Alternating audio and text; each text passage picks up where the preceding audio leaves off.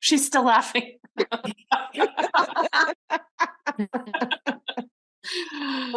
That's so funny.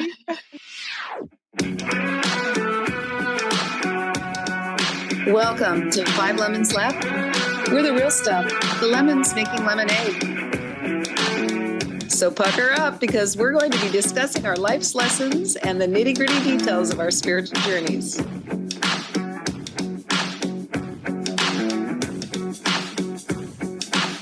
Hey y'all, I'm Amanda.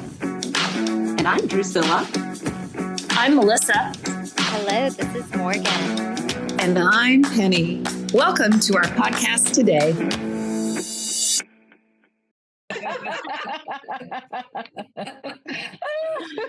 Oh, welcome to 5 Lemons Laughing. We're so happy that you're listening and watching our podcast today. We are so grateful for our listeners, aren't we, everybody? Yes, we are. Yes. Oh my gosh. Yeah, we can feel the love. Mm-hmm. Yeah, and we love you too. Yeah. Sorry to interrupt you, Amanda. I'm glad getting on the roll. Yeah, I'm glad that you did. We are talking about intuition today. We're talking about how to develop our intuition, what that looks like in real life. And we have a special guest today. Her name is Lorri Gifford. And hi, Lorri. Hi, Lorri. Welcome. You listeners are in for a treat today. Yeah. Lorri, I know Lorri from the Power of Love Ministry. We've talked a lot about it on this podcast. She is a spiritual counselor and a very intuitive person. I have taken a class from her called Heart-Centered Marketing, and I got to really spend some one-on-one time with Lorri, and she is so insightful. I know that she does classes on developing her intuition, and she does card readings, which is amazing. I haven't had one, but I think some of my fellow womenettes have. Yeah. Lorri, what else would you like our listeners to know about you? Well, when I laugh, I snort. So that's the first thing I'm going to admit to. So if you hear a snort, that's me. Awesome. Well, I've been doing this. I've been doing readings or giving readings to people for almost, I would say, 40 years. Wow. I'm in the 37-year point, but I feel like anything after 35, I'm allowed to say almost 40. So yes. That's what I go. And it's so funny because intuition has developed over the years, like the definition I use for it has morphed. So when I first started, it was the gut feeling. It was that quiet inner voice. And it was that hunch or that kind of just knowingness. And that's all well and good. One of the things I love about studying A Course in Miracles is it talks about, spirit and connecting. And I really believe that our intuition is spirit. It's our connection to that higher part of ourselves, past our personality. So when we can access that inner voice, that inner light that's connected to unconditional love, it makes intuition bigger to me.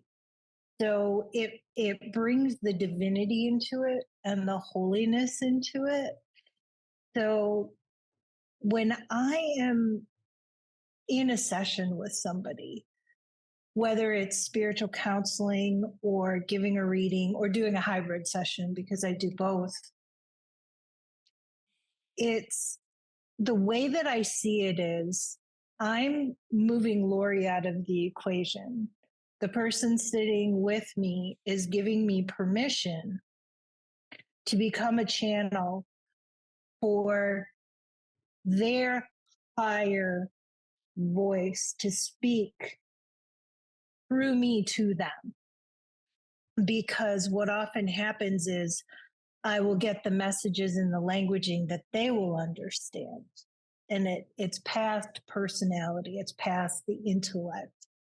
And so that, I guess, in a nutshell, I would say intuition is that connection, that voice that's beyond the intellect, that's connected to divinity and filled with love and peace. Beautiful. So tough. That's a really great definition. And I'm curious, Lorri, how does that differ from other types of knowing or decision making? When I'm making a decision, when I'm tapping into my intuition, I'm going past what Lorri would like, the little self in me.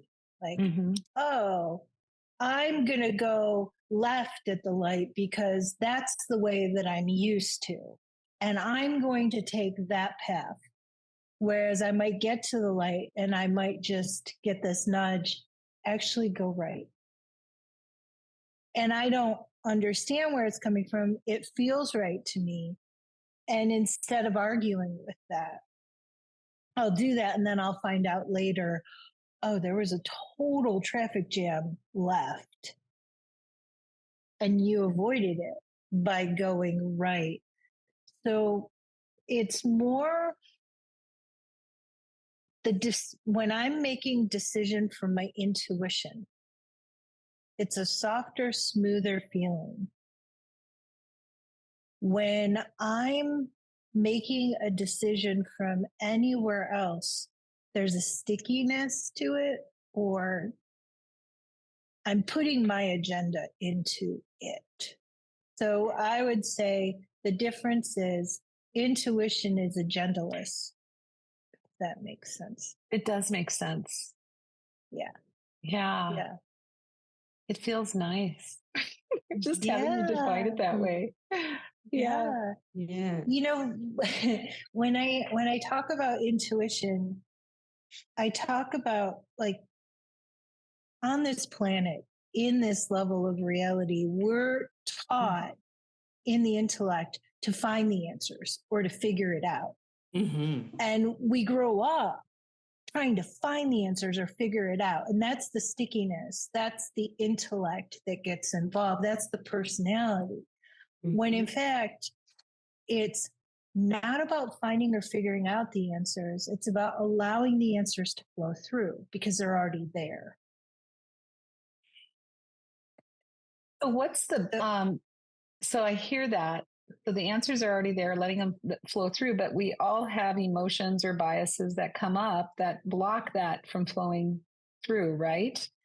So, yeah. So how do we differentiate between that?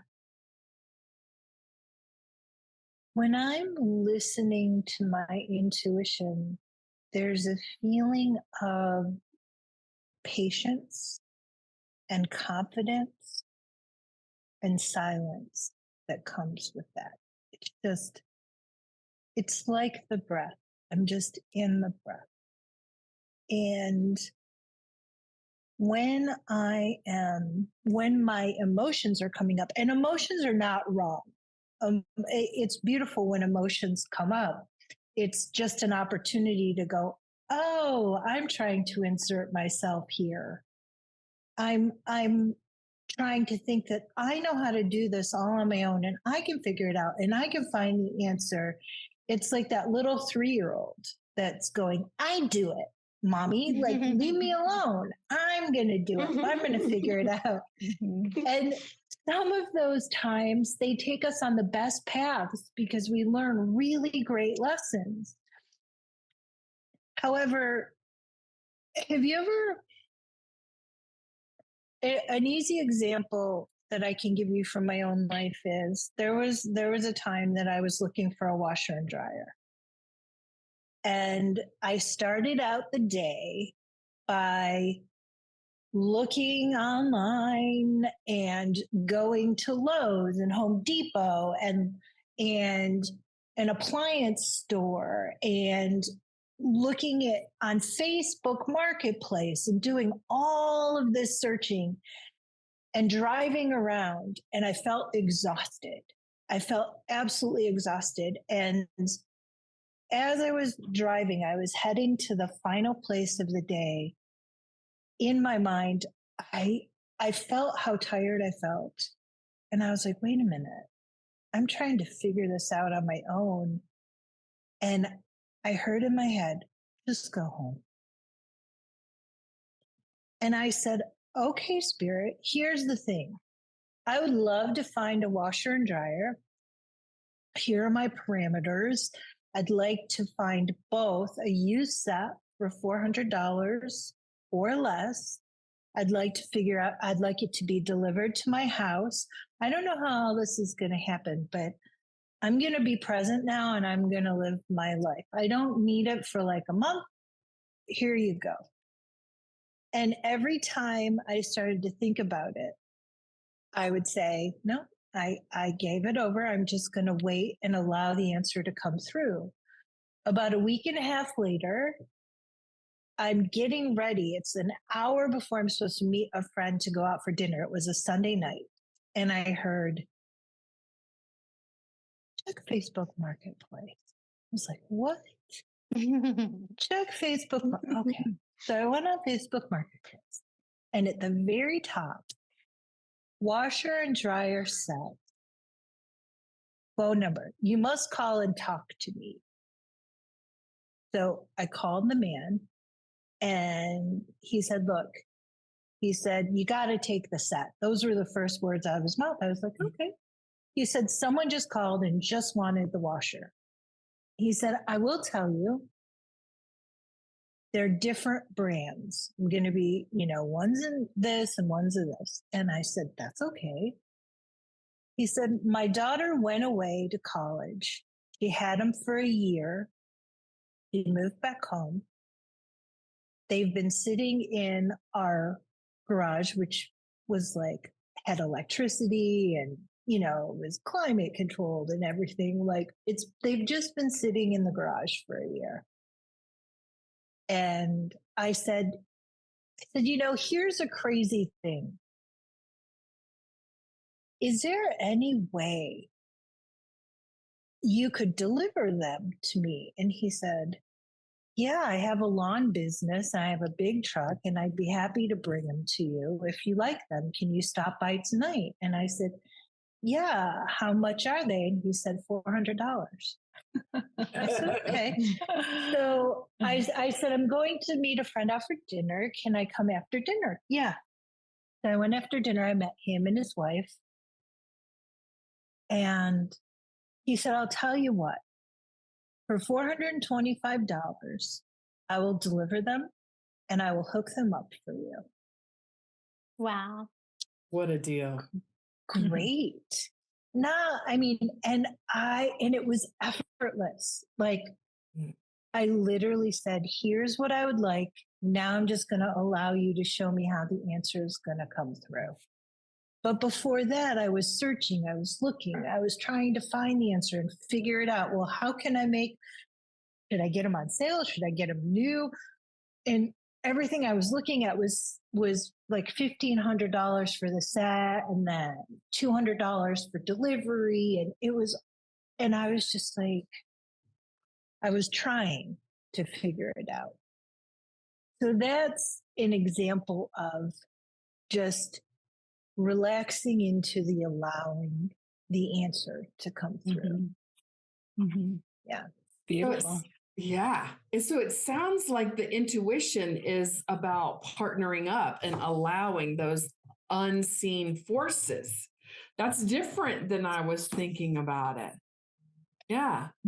The secret to tapping into your intuition is self-care. I love that. I was thinking mindfulness, and which I guess that's a part of it, but I was thinking always being aware of where your thoughts are going and whether you're resisting and forcing and doing all of those things. Well, I was checking into not only what I was thinking, but how was I feeling? I was cranky. I was tired. I was getting frustrated. And I was like, the thoughts and the feelings were going all over the place. And I was just like, what can I do I can hand it over? That is self-care. That is I can self-care. trust. I can go home instead and make myself dinner. Get off the road. Like, yeah. So, yeah. I have an example. Yeah, I have an example of that. Since you told that story, this past weekend, I live in a small area. I have a village that's dirt roads, and we had pack burro races in this little village. And it's just everybody comes out. People from Santa Fe were coming down, and my husband and his mom and I were driving into our little village of Cerrillos, and like cars are everywhere. And I could feel my husband just going, like, I could just feel like, oh my God, we're not going to be able to park anywhere. And I did say, my intuition was like, I said, are you willing to let the parking fairies find us a spot? And Mike said, yes. And it's so funny. We drove where the normal parking is, like someone during events has this huge dirt place that people park in. So no parking there. And we drove through to the one stop sign in the whole place, and people and donkeys are everywhere. And I'm like, right? You don't get to say that too often, right? I'm like, People and asses. So I'm like, go straight. And he's like, no, I'm turning right. And like, I wanted to fight him, and I'm like, nope, I'm not fighting him. And we found literally, like right there was the best spot in the whole place. And that was, again, I didn't chalk it up to intuition. And from what you're describing, it's that allowing, it's that, buying into allowing assistance from the divine. Mm-hmm. Yeah. Yeah. And I didn't actually I've heard that there's different ways that you interpret intuition. So I didn't hear a voice. I didn't, I just was like, okay, let's just do this. It was kind of more like a knowing type of thing. Mm-hmm. Yeah. Yeah, that's claircognizance, the clear knowing. Yeah. Ooh, could you describe how other ways that people listen to can hear? Hear isn't even the right word. I don't even know what the words are. Recognize. Yeah, recognize, Priscilla. That's yeah, and it shows up for all of us differently, and it's like having a different language. No language is better than the other, and sometimes you use a combination of them. So there's clairvoyance, which is clear seeing. And clairvoyance can show up by, you see auras, you see, people that have crossed over, you see fairies. The way mine works is I can picture it in my mind's eye. Like I'll get kind of a daydream or a flash of something. And that's also clairvoyance. A long time ago, I said to Spirit, don't let me see things because I would get so distracted. I'm like a TV baby, and I'd be like, oh, that's really cool. Like I get lost in what I was seeing. There's clairaudience where you hear something. And sometimes that can show up as if you're with somebody and if you ask them a question, this is how it shows up with me. If someone asks me a question and then in the distance I hear a fire siren or an ambulance or a child laughing or a crow, if I'm drawn to a sound after they ask that question, there's a reason I'm being drawn to that sound. and then a message will come through. There's claircognizance, which is clear knowing, like something just drops in. It's just like, yep, go right. There's no rhyme or reason. It's just a knowingness. And then there's clairsentience, which is feeling. Like as a massage therapist, when I was a massage therapist, or I would, right before I went into a room, I could feel in my body what was going on with the person. So it's just, sometimes it's a feeling in the pit of your stomach, sometimes it's a feeling in your body. I'll even play around with it and say, if I eat this, how will I feel? I don't always listen to that, but if I tap in, I can feel that. There are other clairs. One that I found really interesting, and I forget the proper name for it, but it's clear smelling. So it's like if a smell comes up, and for instance, sometimes when, like, I've been giving a reading before, and I've talked to a woman and I've said, when you smell roses, your grandmother's around. And the woman was like, yeah.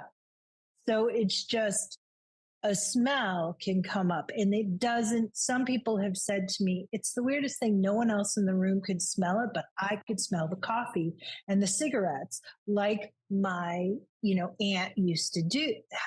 She'd have coffee and cigarettes. So it can, I forget what the name of it is, but there are other lesser clairs that they don't talk about that are just, Clair just means clear. Mm-hmm. So, yeah. So cool. I have a question. So we've mentioned that you do readings, and just to clarify for our listeners, we're talking about the tarot card readings, correct? Anything you want to, and that's it. Okay.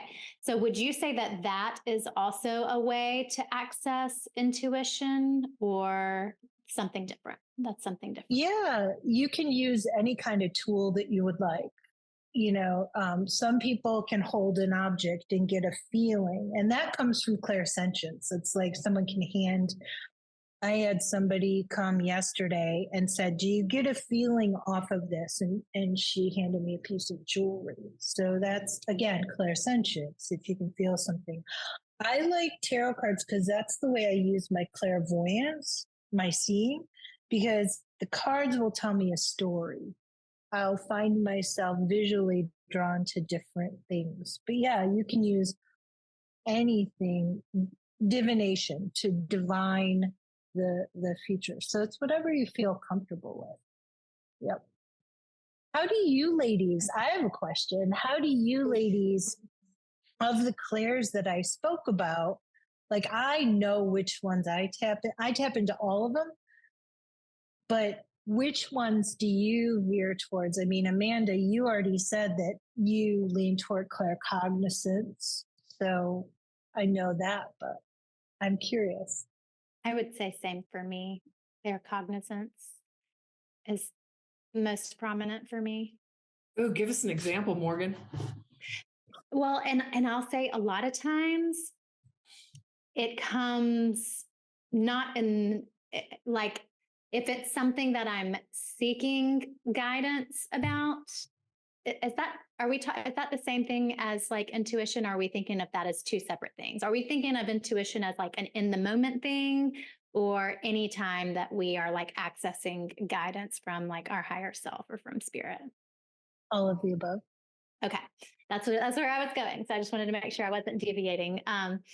Yeah. So a lot of times if it's like something specific I'm seeking guidance about, it won't come like in the moment that I am like, having my conversation with my higher self, but it will come later at like kind of a random time when I'm doing something else, as just like an idea, or like your example, Lorri, like go check Facebook Marketplace now. Like, just like a solution will appear in my mind that had not occurred to me before or something. And I'll know that that is the response. I have to see if any other examples for like a in the moment example come to mind? Why doesn't somebody else go? And I'll share if something else comes up as an example.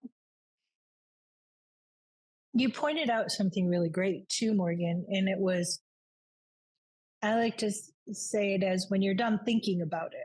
When you're done thinking about trying to find the answer, again, finding or figuring it out, it drops in. Amanda, you use the word, it kind of drops in, and that's it. It'll drop in. Some people say, I got to download, or, some people use that phrase too. Yeah. I believe that people in corporate America develop claircognizance. Those people that can make quick decisions and just know what to do, they're actually accessing that. I would bet you, Penny, are really great at that. And Drusilla, with your documentaries, I would bet that when you're in that moment, you just know because you're in that flow. Mm-hmm. Yeah, 100%. I was going to say that's when I am in a creative mode, that means I've surrendered to trying to do something and come up with a solution or come up with a design, an idea, a concept, or whatever it is I'm working on. And I surrender to just allowing it to come to me. That's when I'm most intuitive, for sure. I love that.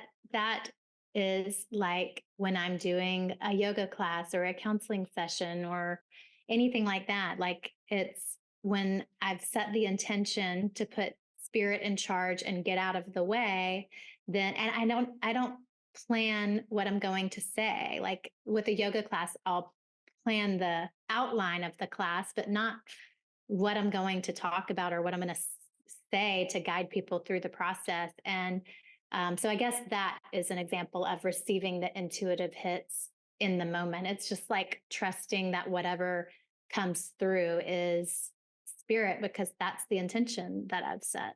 So kind of the same experience of you being on set.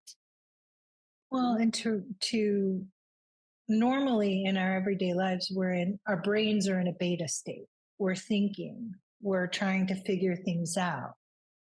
But both of what you said, Morgan, doing yoga, and Drusilla, when you're in your creativity, your brain is in an alpha state. And really, if you want to get more scientific, if you allow yourself to do activities that bring your brain into an alpha state, that's going to bring you into the flow. Yes. What are some of those activities, Lorri? Good question.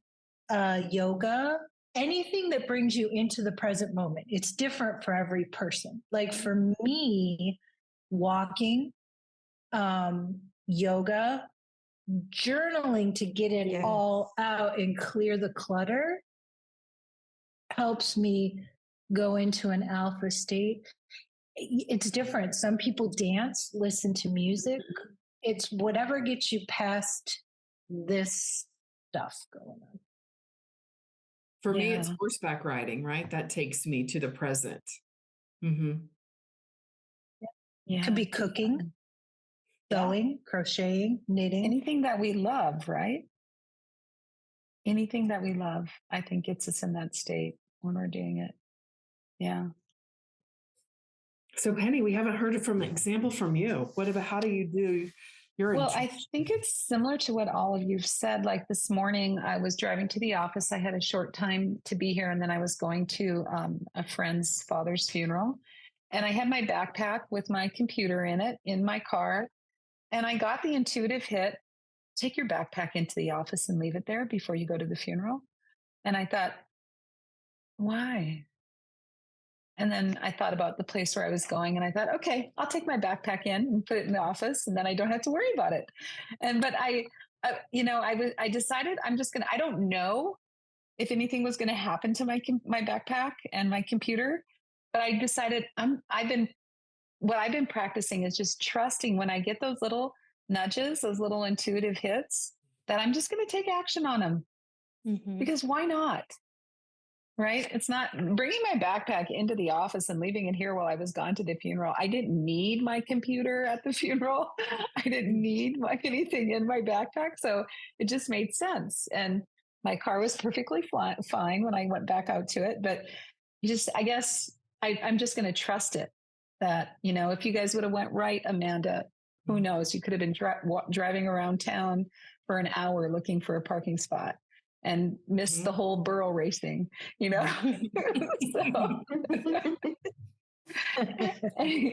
and I was a little bit late getting to the funeral, and I thought, oh, darn, they're going to be starting. I'll come in through the back. And actually, they hadn't started yet because they were waiting for my friend's mom to arrive from her care facility. And so I got to see the wife of the man who passed away. I got to see her come into the funeral. And that was just really a beautiful moment. So, leaving my office a little later than I was supposed to got me there to witness that experience, and I decided to sit close to where the family was, all these, and I just trusted it. I just went with it. My intuition said, move closer, Penny. You don't have to be in the back of the church. It's not even started yet. So I moved closer, and I'm really glad that I did. Yeah, it was a good experience. So I'm just trusting those little hits that I get. Do this, Penny. Okay. Do that, Penny. Okay. And they're not anything that's harming anybody or anyone. And so, yeah. Trust. That's my story. Yeah. Yes. Trust. I bet trust, Lorri, is a big part of this whole deal. Yeah. Mm-hmm. Yeah. Yes. So, what are some ways that we can fine tune our intuition? Well, I have a few. I'm reading the seven spiritual laws of prosperity for our abundance book club. And he talks, one thing Deepak says in the book is he gives the example of like, if you throw a pebble in a turbulent sea, then you won't notice the ripples. But if you throw it in a calm, still lake, then the reverberation will ripple out and you'll witness it, you'll experience it. So and the analogy, I'm not sure if I'm explaining this very clearly, but the analogy is that when our mind is quiet and not so turbulent, then we can experience the answer from spirit. We can access it. Otherwise, it just gets lost in the turbulence of our thoughts. So his suggestion is silence, spend time in silence every day, and spend time in meditation every day, spend time in nature every day, and let go of judgments. Those were the 4 that he mentioned. And that's really beautiful. I love that. I think I've read that book before. And I was just talking with one of my mentors yesterday. Is it Tuesday? Yeah, yesterday. And I was telling her that I'm doing a lot more meditation, just being still. And I said, and I'm using it to kind of release all the anxiety and stuff that builds up during the day. Like I'm trying to do a meditation first thing in the morning and then before, like around 4:00 in the afternoon, because by then from like 6:30 or 6:00 to 4 p.m., a lot of stuff has occurred and it's built up all this stuff that I've probably not released. And so I was telling her, yeah, I'm just sitting still in, I can't get into lotus pose, but as close to lotus as I can. And she goes, well, you know what, Penny? She said, I would make it more moving your body to get more, to release more. So like I do pranayama and alternate nostril breathing, nadi shodhana. So she said, throw in 10 minutes of nadi shodhana, maybe get up and dance a little, move around, do something for a part of your meditation. And then that'll get your mind stiller, if that's a word. And then sit down for the final 10 minutes and be still. And so I thought, wow, I'm going to work on, I'm going to try it today, this afternoon, when I do my afternoon meditation, to do the alternate nostril breathing and then be still for half of it and do that for half of it. So I can get that buildup released by moving my body, and then I can get stiller. I love to that. list to hear the word of that still small voice that's going to be talking to me. Yeah, That sounds brilliant. mm-hmm. And it's not a one size fits all. That's what I'm learning too. Is that I think it's life is a practice. And so just practice and see what works for you. See if your mind does get still when you do some movement and then some, sitting quietly, and just see what happens and then change it up. I don't know about you guys, but I'm a rule maker, and I think that I have to follow all these rules, and I'm just trying to blow them up one after another now because Drusilla, you're laughing. Yeah, that doesn't surprise me about you, Penny. Oh, But me you too create a well. nice little box. That's a beautiful thing on some level, right? Yeah. So, Lorri, what can you share about kind of developing that intuition? Well, it's so funny. When you were talking about you're reading the 7 spiritual laws, it just threw me. I used to work at the Chopra Center, and I was a spa director a long time ago, and we used to teach the 7 spiritual laws of yoga, and I used to always get Thursday and do the law on Thursday, which giving and receiving, I think. And then Nadi Shodhana was part of like, we would do some breath work with the yoga. So it was like all of a sudden I just was flooded with memories of like, oh yeah, oh, I remember that. So, it's funny how we realize that our toolboxes are so full, and sometimes like those are way at the bottom, like that I forgot about those. So I love hearing what other people are talking about as far as tools that they use. And I'm going to laugh at myself right now because the question you asked me, Amanda, went out of my head because I got so excited. We're talking about developing intuition.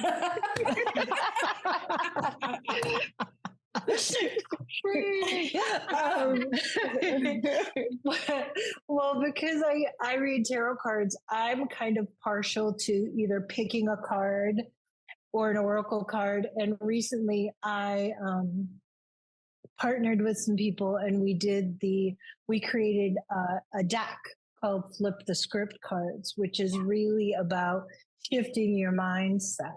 So I'll pick one of those and I'll use it to shift my mindset. I like simply just putting my hand on my heart and closing my eyes and breathing. It's just this, get out of your head, come back to your heart. I like just sitting on my couch and looking out the window at the trees and the leaves and sitting with my dog and just paying attention to my breath and just getting really the stillness, I created a free course that's available on the Udemy platform called Unlocking Your Intuitive Power. And I talk about the 3 keys to your intuition, which is listen patiently, listen confidently, and listen silently. And there's one word that is there every time: listen. That's the shortcut. It's listen. Whatever I'm doing, how am I listening? What am I listening to? It's not doing, it's listening. So whatever is going to get me there in that moment, and it's different throughout my day, because obviously if I'm driving a car, I can't shut my eyes. Right? I could if I were in a traffic jam, but not, it's like, okay, but I can focus on my breath, or I might be able to do, some breath work during that time, or do a mantra, or remind myself of a willingness affirmation. It's whatever's going to, in that moment, flip the script or shift my mindset. That's how I think of it. So I used to think that it took, oh, I need to sit for 3 hours in the morning and journal and meditate and do this. But then the minute I left that and went out into the real world, someone would piss me off. And it would be like, well, why did I do all of that? Mm-hmm. So it's remembering to take Relatable. Yeah, because Penny, I too like creating little boxes, and I'm a big fan of control and of doing things my way. And if everyone lived the way that I lived, I think my ego goes, everything would be fine. But that's not true. They'd be just as screwed up as I am. Oh my gosh. I love that, Lorri, I like when you mentioned the heart and mind, because I was thinking earlier that we didn't talk about the congruency of it is also what helps to tune the intuition. And I think that I can actually physically now feel intuition and know that it's that because I feel it in my heart space, in my heart chakra. Beautiful. Yes. Lorri, can you speak to someone like my former self coming from a conservative Christian background and thinking like tarot is scary? Like, what might help alleviate some of that fear or help people to understand more clearly what it is and how it's working? I guess the best way that I can put it is I am so clear that I connect with a space of love. And my intention is to create expansion where there's been like someone's in a rut, someone's constricted, someone's looping around in old patterns that are no longer serving them. And I use the cards as a storybook that's just going to tell me where they're at as I connect to a loving space.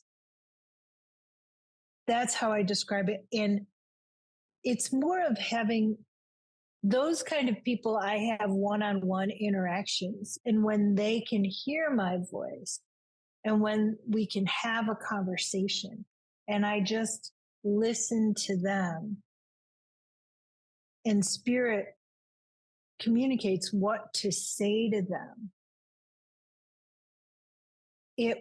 It's a situational thing. I don't think it's a one size fits all because everyone has different dogmas and different beliefs and different fears that kind of become a collage. It's what I would say is, if it's for you, you'll know it. I don't think of it as a scary thing. And when people meet me, it's my house is filled with light. They're not coming into the stereotypical, people when they walk into my space, the first thing they say is, "Oh, it feels so peaceful." And so it's okay if people want to be scared. That's where they're at. I don't know if I answered your question. So Morgan, were you speaking of scary as in anti-religious? Is that what you meant? Yeah, I mean, like that I people feel think like it's going against. exactly. They believe it's Eve. They believe it's Right. evil, It's or like The devil's work. Same with like Yeah. astrology, anything that is not Yeah. like anything that's just out of their It's- experience is like assigned a fearful association and like don't go near that, it's of the devil. I don't know. Yeah. Yeah. Yeah. Hey, I know that we're coming towards the end of our time. Do you have your little deck that you made anywhere close to you, Lorri? I didn't ask you. Yeah. Oh, I could can we grab it. like be still for like a breath and pull a card for just pull Yeah. read it to us?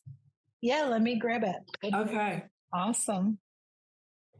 I was going to bring my deck with today and I forgot. You have a deck too? I did. I ordered it from Lorri as soon as it was announced. I had to order and support her because I thought that was the coolest I thing. know you did. Yeah. I don't know about the deck. So Yeah. this is the back of the deck. And then Mo Singh, who's in the Power of Love community, is an artist. And she came to meditation one day when I was facilitating, and I saw this whimsical, beautiful artwork behind her. And spirit, like that was the other nudge. I was like, is that yours? And I had just said to Spirit, I'd like to find an artist for this deck. And she, the very next day, she came to meditation. Wow. And it was her artwork. So it's like the artwork is just so like beautiful watercolors and brilliant, bright colors. And yeah, I just love it. And then Jennifer, there's a prayer that Jennifer's for every single quality in here. So you can read what I wrote about it, like in an oracle deck, you can read the meaning of it, and then you can say the prayer out loud for that quality. So cool. My funky little thing, I just have to show this because like it's the little kid in me. Whenever I would pull an oracle card, I would go, well, where do I put it now? Like, what do I do with it? And so with the deck, I had the designers of the deck put a little slit on top of the box. So when you pull one, you can put it on top of the box and then put it on your altar. So it's always there and you can see it. So that was my little like creative thing. Like, oh, let's do it that way. So I'll invite you just to, in whatever way you'd like, if you'd like to close your eyes and place a hand or hands on your heart. And then opening your eyes. And one of you in the group gets to pick a number from 1 to 31.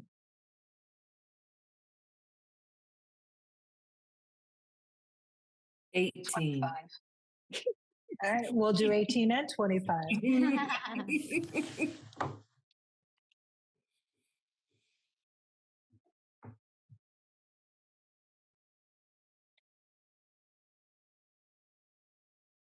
Right.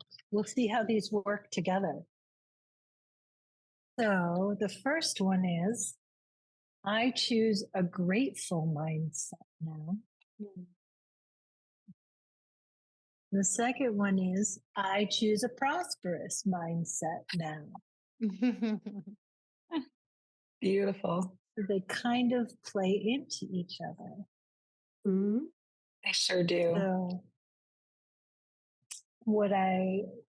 if anyone would like to share how this is playing out in their lives as far as grateful and prosperous, feel free.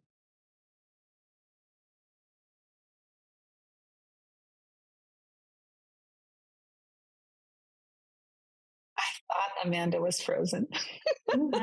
Yes, I wasn't for sure. Amanda just went off for all the listeners who are not seeing this live.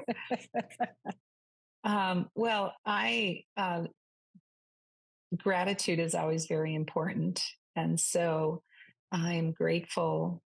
The way it's playing out in my life right now is I'm just really grateful to have the support of the team here at our company as I work through some human resource issues and get things sorted out. And so the team is really supporting, and I'm just really grateful for it. So that's how gratitude is playing out in my life, and it'll be prosperous, I'm sure, when it's all over. Mm, that's interesting. I just started back to journaling my gratitudes just within the past week or so. Mm. And I shared that I'm reading the 7 spiritual laws of prosperity right now in our book club about abundance and prosperity. So I would say that's how it's showing up in my life. How about you, Drusilla? Well, I try to remember every day to wake up, that's where I go to in my mind before any other thoughts for the day is just expressing my gratitude just for being, just for another day, another chance to do it differently, maybe do it right, maybe not, but a chance to do it differently and just to show up and serve. Yeah. Oh, that's beautiful. Those cards are just so beautiful, Lori. Thank you for bringing those into the world and Yes. birthing them to the world. And thank you for being with us today. Really, really appreciate it. I have a couple of Penny's Post-its I'm just going to share really quickly. The secret to tapping into your intuition is self-care. I love that when you said I that. love that. And then I also loved flip the script by listen patiently, listen confidently, and listen silently. And those are ears on there. Mhm. So that is a wrap. Thank you again, Lori, for being with us today on Five Lemons Laughing. We love it when we get a chance to have guests come in. And we are missing our Melissa, but we appreciate you stepping in for her while she's gallivanting around Greece. And I hope she's finding what she's there searching for. She's looking for property there. So that's so cool. And so I just want to thank all of our listeners. And I'm going to do a shout out to my friend Larissa. She is like our biggest fan, ladies. I love that. She had told me last night that she's learning so much about us and me, and she is she's enjoying the spirituality that she's learning from us, and she has her own set of things that she believes, and she's enjoying the collaboration, I guess. What we're talking about here is very similar to her Christian beliefs, and so that's just really cool. And so, yeah, thank you again for joining us for another powerful hour. We are just loving all of you listeners that come in each week and listen to us. And you can find us on the podcast platforms and at our website, Five Lemons Laughing. That's FIVE, fivelemonslaughing.com. And keep listening. We love you. And again, we're always looking for feedback and ideas. And so, Lori, how can our listeners get in touch with you if they want to? They can visit my website. I'm starting in June, I'm doing a 21-day kind of challenge called 60 Seconds to Self-Care. And it's a text a day just to flip the script and flip the mindset by doing a little something for 60 seconds. So it's very simple. It's like you can, and that's on my website too. So just go to Readings with Lori, which is READINGS with, and Lori is spelled with 2 R's, LORRI.com, and you can see everything that's being offered there. Awesome. That sounds so cool and right in alignment with everything we talk about here. I love it. Mm-hmm. Yeah. So that's it. That's a wrap, ladies and gentlemen, and mostly ladies, but I said gentlemen for some reason. I don't know. And We thank have some you. gentlemen listeners out there. Thank you for all that you ladies do as well, and bringing your messages and your laughter into the world. Thank you. Thank you. Thank It's you. so fun Thank having you you. here, Lori. Yeah. Yes, you've been Everyone great. have a beautiful rest of your week. Bye-bye. Bye.